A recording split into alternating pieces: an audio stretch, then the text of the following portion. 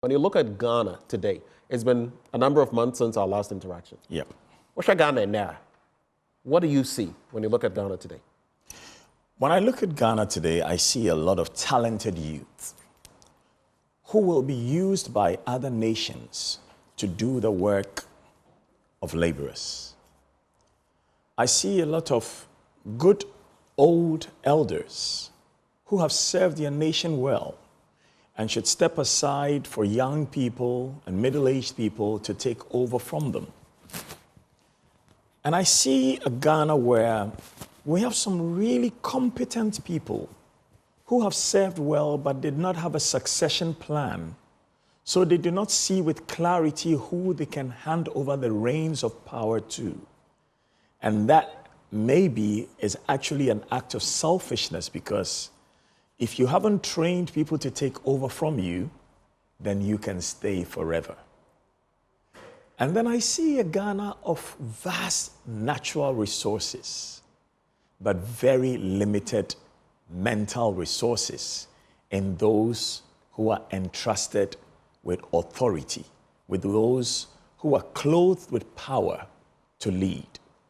I see a Ghana where the shepherd is so selfish that every day he goes out with the sheep, he sells some of the sheep quietly and does not let the owners know. The owners are the people of Ghana. The shepherds are those elected and appointed to serve and lead. And who they are selling us to is foreigners who are buying everything of ours for cheap.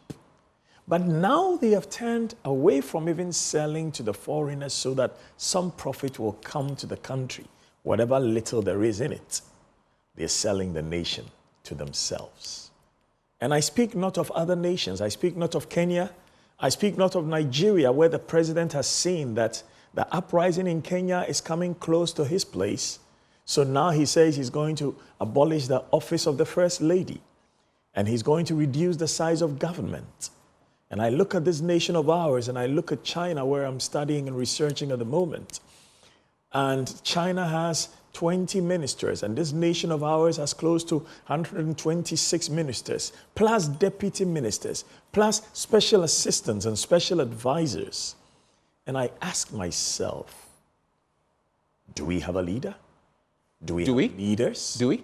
No, we don't. We don't? Each one for himself, God for us all.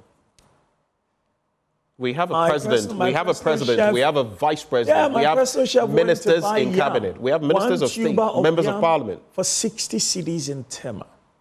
I heard Bernard Avle this morning. He says he bought his for 70 cedis. You bought a tuber of yam for 60 cedis? Well, unless you're telling me my personal chef is a liar. The last projection we made, I mean, one was going for about 30 cedis. Yes, so 60 cedis. 60 cedis? Yes. And I feel very bad, because when I go abroad and work abroad, I get paid in foreign currency. Well, that is not to say when I come, I want the foreign currency to be so high in value that the cedi is nearly worthless. I've come home and I've seen the foreign currency, dollars go from 14 something to 15 something and now close to 16. And I'm thinking, okay, some of us are fortunate enough to go and work elsewhere and come back home. What about the majority of people who may even work How many Ghanaians are able harder to do than that? us? Who may even be smarter than the people who have elected and appointed? How do they survive? So where is the leadership? Where is the leadership?